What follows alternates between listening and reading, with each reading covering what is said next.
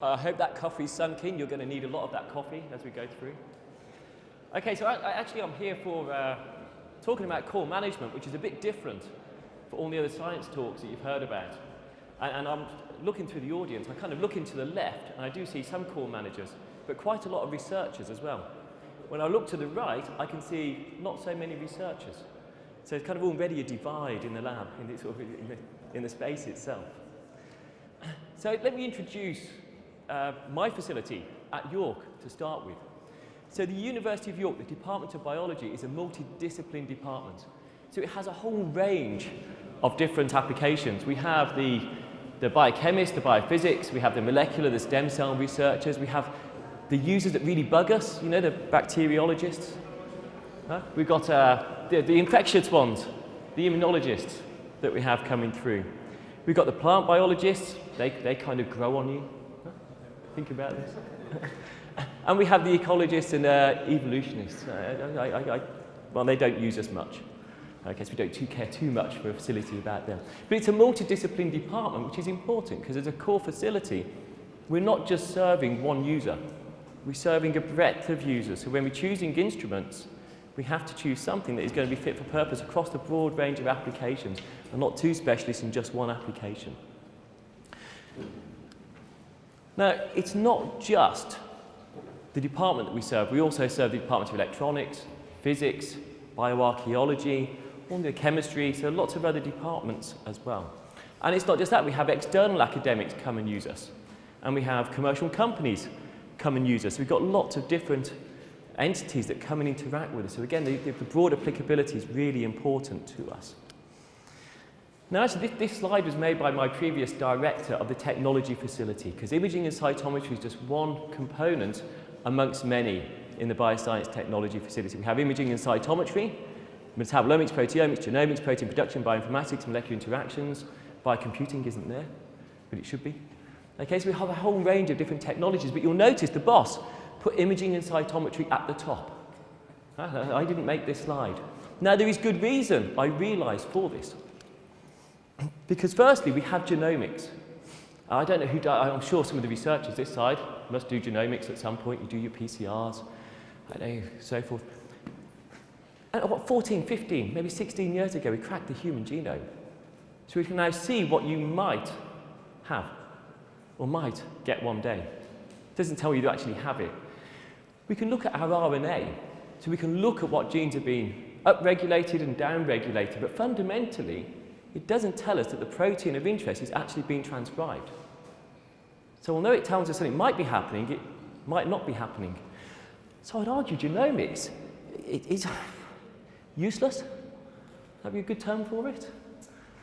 But fear not, we can now take the cells, we can take them, we can crack them open, and we can do proteomics. We can now see which proteins are actually physically being expressed in your cell of interest. Fantastic. But it doesn't tell us that it's located to the correct location in the cell. It doesn't tell us if it's being folded correctly. It doesn't tell us if the other co-proteins and effector molecules that need for it to be active are present and that the protein is functional. So proteomics, I would argue, is maybe not useless, but is flawed. Okay? But don't worry, as a biochemist, we can now purify that protein of interest. We can put it into a cuvette. We can put it into a fluorimeter, a spectrophotometer, something different. And we can look at the enzymatic activities. We can look at the enthalpies associated with that. We can look at the on rates, the off rates. But it's in a cuvette, not in a living cell. Okay, not with all the other co-proteins and the environment that is needed fundamentally for that protein to work naturally. So much as it hurts me to say, even biochemistry is limited. Okay, so now I've called them useless, flawed, and limited. I will now explain that microscopy is the only technology that matters to any biologist. I guess I'm preaching to the converted anyway. Okay. Why? Because now we can see the protein inside the living cell. We can see if it's functional or not. We can do our flat, flap, flip, flap, and flims, all the other four-letter F words associated with fluorescence microscopy.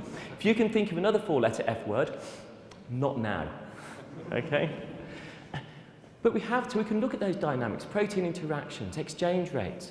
within a living cell, in a living environment where it's far more relevant. So, obviously, I'm joking, okay? Well, half joking anyway. And I'll come back to this slide at the end. But I am not just imaging. My lab is actually imaging and cytometry. And you know, a picture can say 1,000 words. But a flow cytometer can give you 1 million data points, which is significant. Okay, so we have all these technologies and they all come together to tell a story. So this is the lab itself. So the lab is split into two elements. We have at the top half, the service lab, so that's the core facility itself. So these are all off-the-shelf kits that are super reliable, easy for the end user to use themselves. But the bottom half is the R&D, the research side of the lab. Now we charge everyone who uses this part up here. Down here, it's kind of more of a collaboration. So we do collaborations at this point with users. We cannot guarantee that this will work. Okay, so we don't charge for it. I mean, it's grant funded anyway to do this research development of technologies. Top half, we pretty much guarantee it will work. So let me just go into the research side of the lab just for a few minutes to give you an idea what the research side is, to give you a feel for how that fits into a core technology itself. So one of the things we're quite interested in is seeing the invisible. Do you love this laser pointer? I don't know, it feels like you're shaking, but if you look at a laser pointer, it's actually a pulse laser, look. Huh? See that? So you actually have a diode pulse laser and it's not pulsing so fast, is it? I can't, sorry, lasers, geeks. Okay, so seeing the invisible itself. So actually something we're working with another company called Phase Focus, and we're looking at tychography, label-free imaging. And the reason we want to do label-free imaging is we want to minimize any perturbations to the cell itself. As soon as you label it, you may affect the cell. Look at you all. Look at yourself. You're all wearing clothes. I'm wearing clothes. Okay? So I'm labeled. Now trust me, if I wasn't labeled, I wouldn't be standing here like this. I'd be standing here like this. Actually, I'd be standing here like this. Okay. But I still eat. I still drink. Well, I'm a microscopist, of course I drink. I still undergo my daily functions. I still do my work. I still move. I do everything else. So, as a biologist, that's good, huh? But my natural behaviour is still subtly changed because I've labelled it. And that's something when we label ourselves, we have to appreciate we may have perturbed subtly the effect of the cell itself. So we want to minimise those perturbations. So it's a fantastic bright field image that we have here. But the tychographic image, what it gives us is actually a higher contrast. So label-free gives us a sort of fluorescent-looking image of the sample itself. But the intensity of the cell relates to different quantitative aspects. The mass of the cell, the volume of the cell, refractive index change of the cell. So it gives us extra information without having to stain it. I've got a couple of movies. I'm going to have to go over here. So we're going to watch this cell first to start with, and this cell just here. You should see the chromosomes aligned as this cell divides, a live cell, label-free, and these cells will divide over here. So I'll just press play on the movie.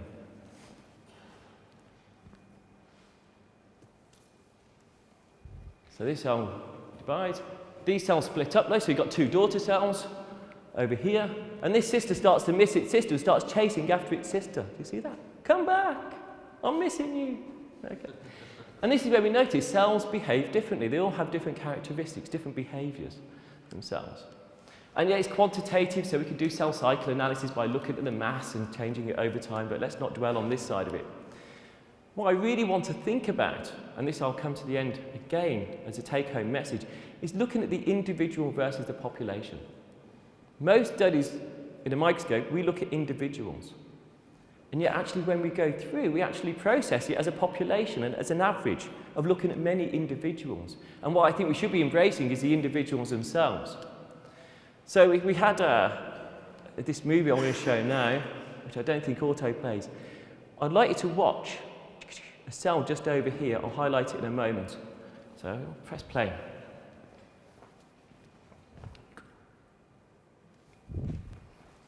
So we've got quite a lot going on in this movie. These are primary cells, rat hippocampal cells. The cell just here, next to the air bubble, so that cis cell just here, is the one to look at. While we're waiting for it to do something interesting, this cell here is about to go and eat this dead cell just here, and it gets very fat when it does that. So that's this cell just here. It's just about to eat this cell whole. But look at this. Oh, go on, go on, go on, go on, go on, go on, go on, go on, go on, go on, go on. Ah, fat boy. Now look at this cell just here. Okay, guys, it's complicated. It's just divided into two cells. So we have two identical cells, two sister cells.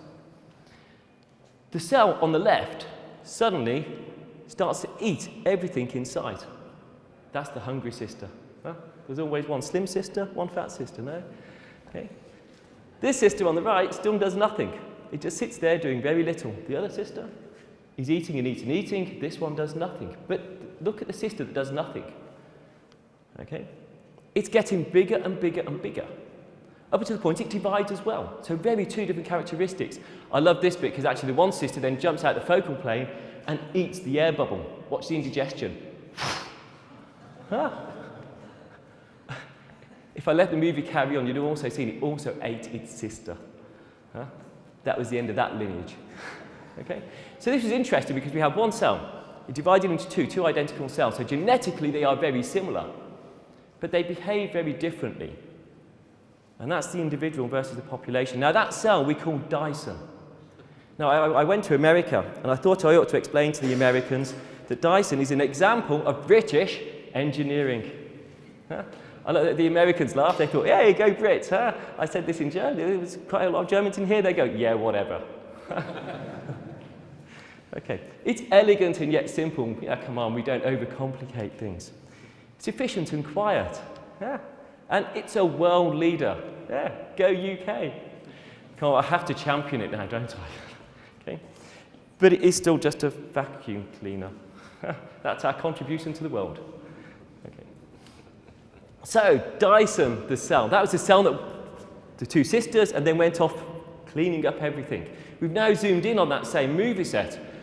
And we can see the primary cell here, and we can see the neurite coming down here, and the apoptotic material attached to the neurite. So here's the neurite coming down, and we can see the apoptotic material just here. Dyson's going to come in from the bottom right and clean everything up for us. So it comes up, cleans up the apoptotic material from this area. Zoom close, clean it all up. And you can see the apoptotic material inside Dyson.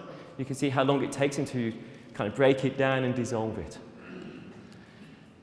But this led us on to thinking about, let's look at bigger populations. So we can do big population fields.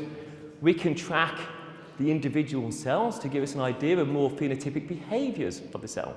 And that's when we found another cell that we called Usain Bolt. Now, Usain Bolt, this was coming up to the Olympics, is also a world leader.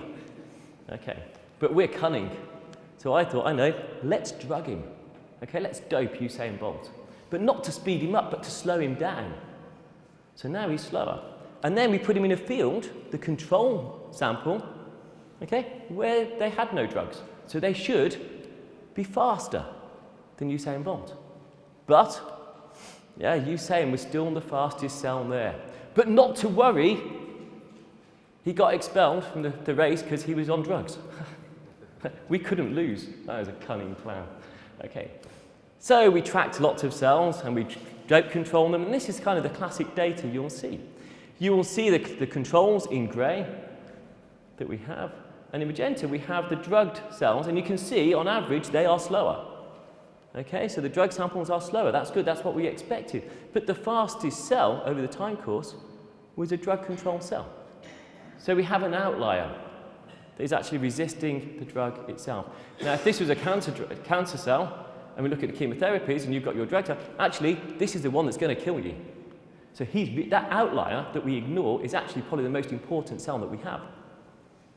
But now we've imaged it, we can try and find out more why that cell was different. We can see the subtle differences. Using the quantitative information, we can look if he was bigger or smaller, whether he was skinnier or rounder. Because of the mass we can measure, we can see if he packs more protein or whether he's a lighter cell. And we can get all these different phenotypic information sets, which enables us to understand the cell in greater detail. And so that's what we're trying to drive in the future now, and taking that to single-cell omics post this side. So we can do our segmentation, our cell tracking, and we can look at lots of different metric measurements to do behavioral phenotypes of that cell.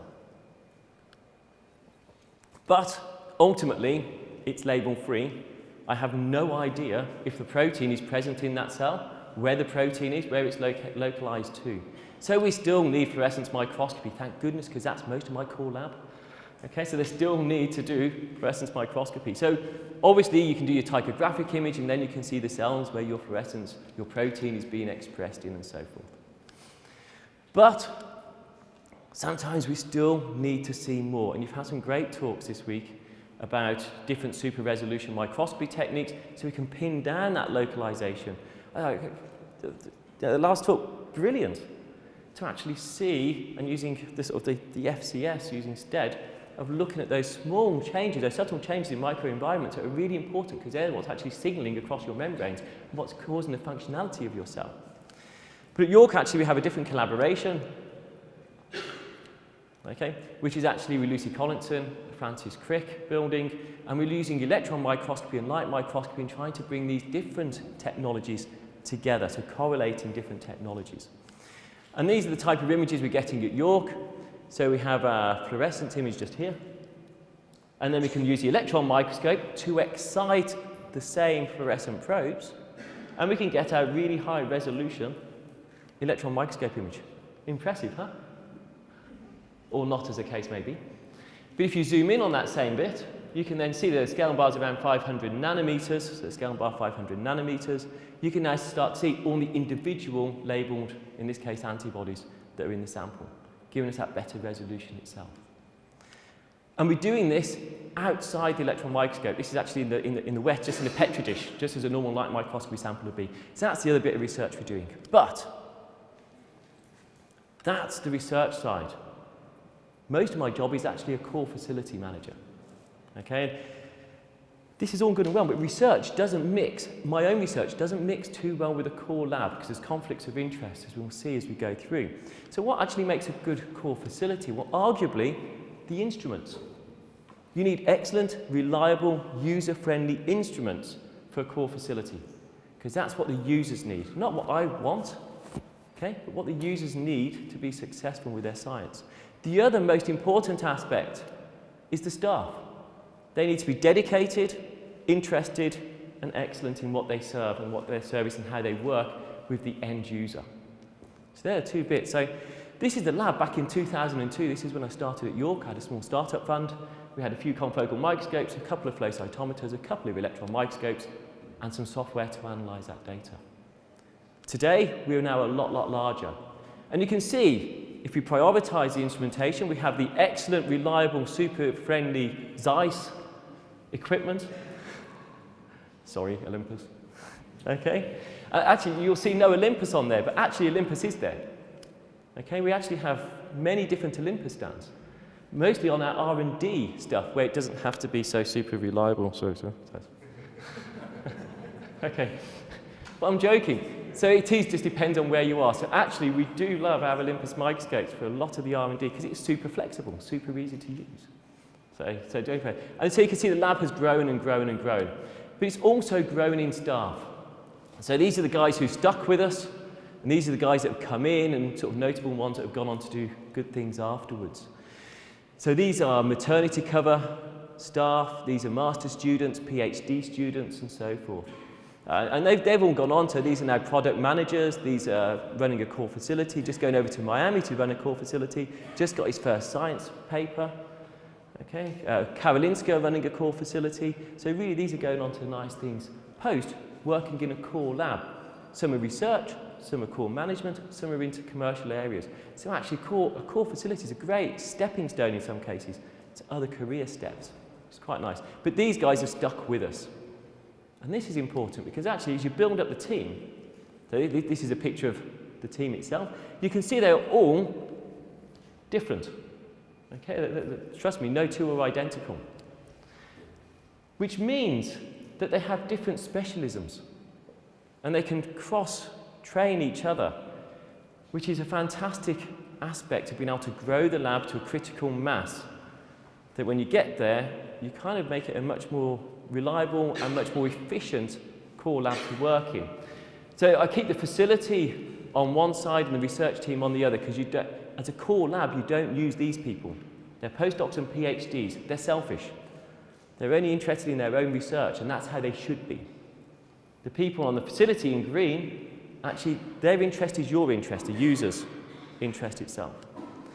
And because we have so many staff, they all have different backgrounds in different parts of biology. So actually, whenever a user comes, we have someone who can understand their sample type in greater detail.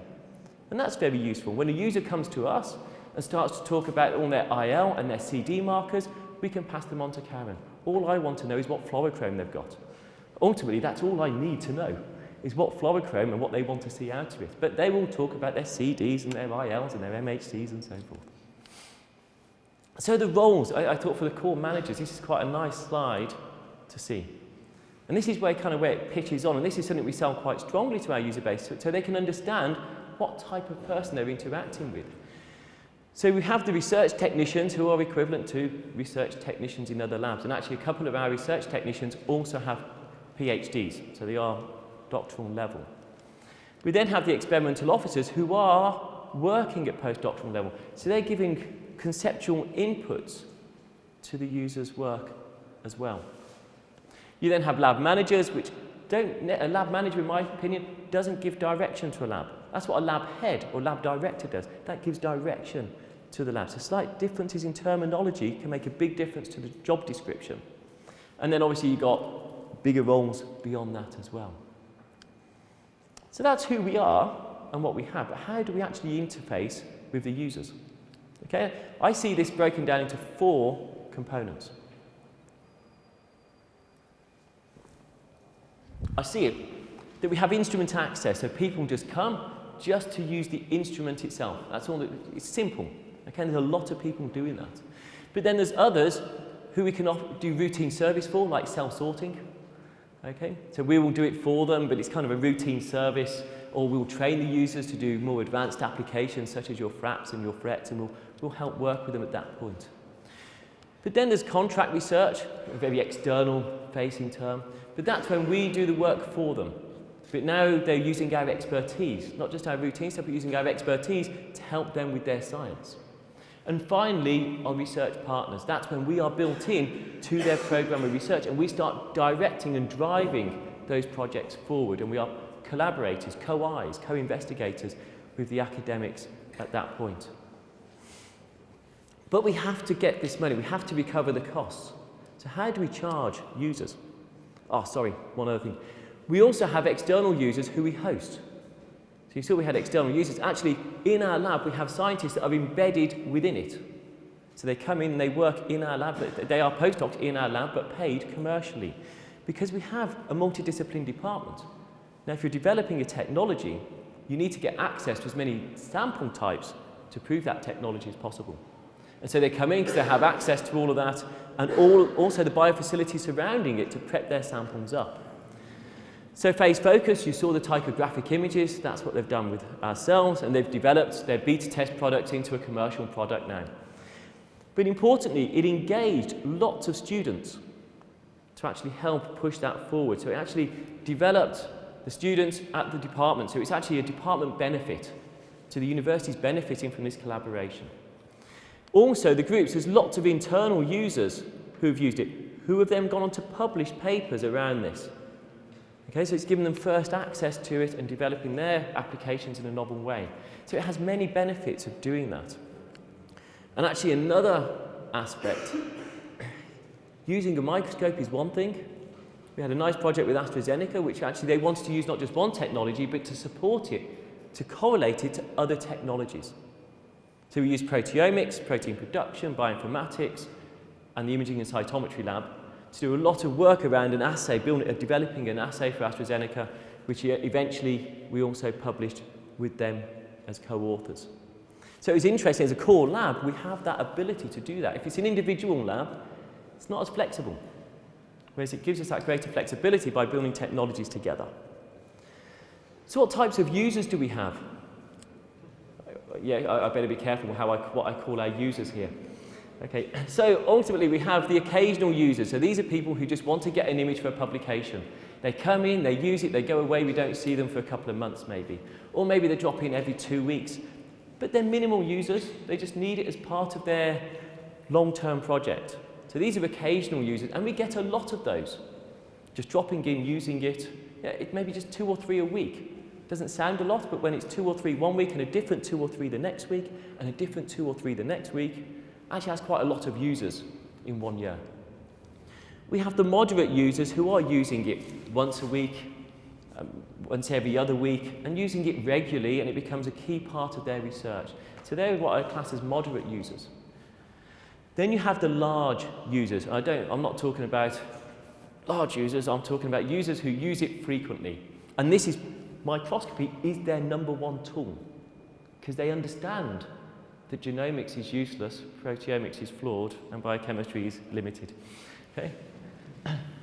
So we have the large users who actually their whole science is based around microscopy imaging. And finally, we also have external users, and we have fewer of these. Our primary remit is to serve the internal user base. But where we have capacity, we can seek external users. Okay, that actually gives us an edge to our job. We get yet more engaging sample types, more expertise that we can translate to our internal users, and also gives us a really important income to make it financially sustainable. Which brings us down to actually costing the microscopes.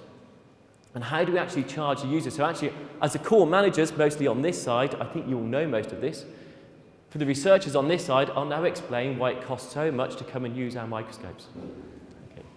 So we have to consider the maintenance contract and how much that costs. And if that's 10 or 20,000 euros a year, that's not insignificant to get when you divide it by the number of user hours on a microscope. The consumables, actually for a microscope, not terribly high until you break a lens. If you want to replace a lens once a year, that becomes a considerable consumable. Staff is really expensive. It's as expensive as your maintenance. Probably the most singular, most expensive thing we have in the facility is staff and their expertise. And this isn't staff doing the work for you. This is the background staff that you never see, that are doing the QA, doing the troubleshooting, ordering the lens, and the mercury lamps and everything else. It's all that background. So the training, which we don't charge for training, that support, the troubleshooting, the guidance, the advice when you want it, all that has to be costed. So that also adds a cost to the whole system. And in the UK, we do something called full economic costing, where you also can include depreciation of your microscope. And if you just bought, I don't know, £100,000 microscope, you have to depreciate that over 10 years. That's £10,000 a year. Okay, £10,000 service contract, £10,000 worth of staff. You can see this is adding up and up and up. Ultimately, you may also be liable for the space that your microscope is sitting in. And that's another significant cost, especially at university levels. So actually, how we get our cost? Okay, we know what our service contract costs are. We know what our consumable, staff, depreciation, estates, to give us a grand total. We know how many user hours we're going to get per year, and we divide that cost by that, which gives us our hourly rate. Simple, okay? But it's not cheap. Actually, I reviewed a grant. I won't say who for or who it was, whose grant it was, but they argued that if they used a neighbour's core facility, it was going to cost them, I better change the numbers as well, £50,000 a year to use a core facility. Now that does sound, even I was like, £50,000, that's a lot of money to use a core facility. They were going to be using about 40% of that capacity. And then asked the grant body to fund them £500,000 to buy a new microscope. Now in my maths, that equates to 10 years worth of use of the neighbouring core facility. And that neighbouring core facility is still buying the consumables, it's buying the staff time, it's got in the background the depreciation. So actually, it was cheaper to use a core facility than for the body to actually fund their own. And if they'd gone to the neighbour and said, I'm going to use it this much, they'd have reduced the cost also. So actually, it may sound very high. So to all you sort of end users, now you know why you should pay us more. Okay, because we are cheap, even though we sound expensive. Core managers, now you have your argument as to what you tell you're using when they complain about the cost. Okay. But we're not a flat fee. This is black and white, it's not black and white. Okay, we have to kind of interact with our users and our user base, and we will all be different. Okay? And so you have your running costs. You want to balance this to make sure that you balance the cost, that what you calculate ends up with your end budget total. So make sure that your spreadsheets do balance at the end of the year. But we don't just charge per hour. That's kind of the occasional user will charge them per hour. But we then also, you could do an annual subscription model where a user pays a lump sum, which gives them so many units. And actually, if they're using it a lot, they become cheaper because we have less troubleshooting, less training. So arguably, we can give them a discount at that point, and we can justify that discount. Another approach which we're moving towards is top slicing, where if they apply for funds, they get the funds to do 1,000 hours on a microscope maybe, and we get it all. And then the accountants just drip feed it month by month by month, and they use it whenever they want to. So that's another model that can work. So actually we have these 4 user types, and this is the number of users. So we have very few of these and lots of one-off users, lots of one-offs, and very few externals. What we'd like to see, though, is the income from all of these about balanced. Because then if I lose just one external user, it doesn't make a huge deficit in the total income of the lab. So it's kind of getting that mixed portfolio is really important. If you're dependent on just 1 or 2 labs, if they leave, we're kind of really financially going to struggle quickly. But there's another approach which is free at the point of access. And I know quite a few of you here run facilities which you don't have to charge your users for. And there's pros and cons. I'm going to very quickly run through these pros and cons. In my case, I am driven by the budget. I am judged by my financial budget. If I hit budget at the end of the year, my bosses are happy. I have no heat. Okay? So that is my justification. That is my performance review, is did I hit budget, yes or no? All the users have to find the money to use us, which is difficult if they haven't got funding. We're not really that hard. We are quite kind, and we will let users use it anyway. But that means they do fewer random experiments, the ad hoc. Will this work or not? Because it's going to cost them to do that experiment. They're kind of resistant to doing it. They'll also do fewer repeats and controls because it's costing them money to do that. So this system isn't always the best. If we give them a capped fee, a subscription, that overcomes these limitations. But I can expand my lab through budget justification. I can protect my lab when times are hard from job cuts. Because if I'm recovering the costs, if they cut a member of staff, it's not saving the overall budget. So actually there's an advantage there. Service contracts, I can purchase them because the users have paid me, and when my costs, I'm charging service contracts, so I can justify buying service contracts year on year, which is not easy if you're not recovering your costs. But we can appear expensive, as we saw in the previous slides. For a central, this is different. They're not, if you are core funded, you are justified through reviews and your scientific impact and how you're used. So you are dependent on the users doing great research and great science. So it's free at the point of access. Actually, you get lots of ad hoc experiments, quick looksies. Some of them completely pointless and wasted.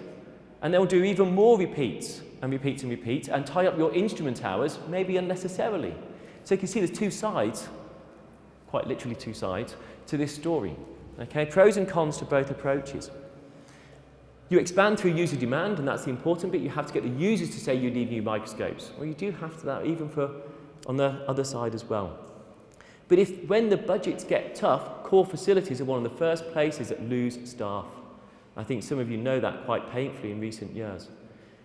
But if it was cost recovered, there's no saving to be made. It can help protect the team. So my team is protected because of that.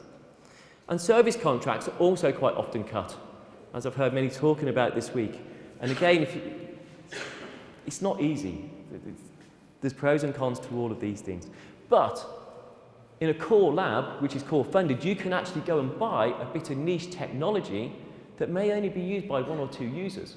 So it's never going to be equitable. On this side, on the fee side, it's going to cost me money per year because I'm not going to get enough units sold on it to make it financially viable. So again, pros and cons to this. And mostly only internal users. So actually, if you want to go from free to fee, it's not an overnight subject. You have to take this over a longer timeline. So what are the core challenges? Well, keeping the users happy, one core aspect. And the biggest challenge, is the users themselves. Okay, so I think we know that instrument problems, recommending the best protocols, managing users' expectations, the most important bit of all these problems is communication and talking to the end user and keeping them involved at every stage. Because at that point, they're on side and they understand our pressures and our stresses. I'll quickly skip through this because I'm running short of time. The biggest problem is still funding and replacing regular equipment.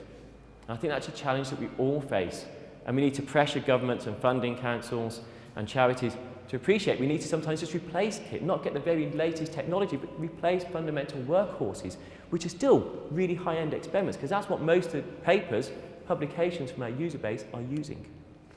But it's not just imaging. If you can bundle technologies together, you have cost savings. Remember, the staff, it means my microscopes no longer have holidays and no longer have sick pay when my one technician goes on holiday, because I have someone else that can cover for them. And that's, again, getting critical mass can give many, many benefits to a core facility. And good years, bad years, again, if I can average it out over flow cytometers, electron microscopes, confocal microscopes, if one system has a bad year, others will hopefully iron out those peaks and troughs of funding. But ultimately, I think we all have lots of fun, don't we? I'm going to give you a quick snapshot. I apologise, Florian. This is just 1 year that I had as an imaging core facility manager. Okay? First off, I met this guy, Tim Howard. Okay, I met him on a flight to America. I had no idea who he was. Because look, he's got a big beard and he was wearing a baseball cap. Okay, it was kind of embarrassing because I'm a Manchester United fan and he was our goalkeeper for many years, but without the beard and baseball cap. Okay? It was what was more awkward. Okay, he is one of America's most capped football players. Okay? How do you, when you're trapped in the aisles, the window seats, how do you go to the toilet when he's asleep? Yeah, oh, by the way, I slept with Tim Howard. How do you actually go to the toilet? He's lying there. Do you straddle him this way? And he wakes up. I was there, I thought, selfie opportunity. Don't hit turbulence at this point, please. Okay? How do you do that? So now I've learnt the etiquette to make sure you talk to the person and say, how do I get out of the seat when you're asleep? We did some beta testing for another company, but we do beta testing for lots of companies, and that's always good fun. You get to do talks like this. I panicked when I thought I might be wearing the same shirt. Fortunately, I'm in a different shirt today. That's okay. Okay? And we get to train lots and lots of users. And actually, that's one of the joys, one of the things we enjoy most, is training other users, bringing the enthusiasm for microscopy to others, inspiring them to do more with a microscope than just get an image. It's a scientific tool itself. And we get to Petra Schwiller, give honorary fellowships with the Royal Microscopical Society, get to dance with a Knight to the Realm, so Sir Colin in this case. And yet, by the end of the night, actually, everything does get quite blurry, doesn't it? So that's it, really, to say that I think I was really lucky. And lots of us who started core facilities, we were all in the right time at the right place. I think that's made our lives easy and we developed. I think it's going to get harder for others to follow in our footsteps, as that expertise is going to be expected. And then I got a promotion. Lucky? Well, I now have all these other labs to look after, which means I can no longer say that all these technologies are useless, okay? And that microscopy is best. And this is what I want to leave you on. Microscopy, if you think about Dyson, if you think about Usain Bolt, that's only part of the story. Now I understand the phenotype of that cell, if he's faster, if he's slower, if he's bigger, if he's thinner, if he packs more muscle or less muscle. Why? What makes him unique? And now I want to take these cells and do single-cell genomics, single-cell proteomic metabolomics, single-cell biophysics studies to understand more about that individual and make sense of the heterogeneity, because we now have more markers to understand what is in the heterogeneity of those single-cell omic studies. So if you want more, there's lots of events. Core Facility Managers UK, great meeting in York 2017. It's where we have around 150 core managers and companies come together for discussions.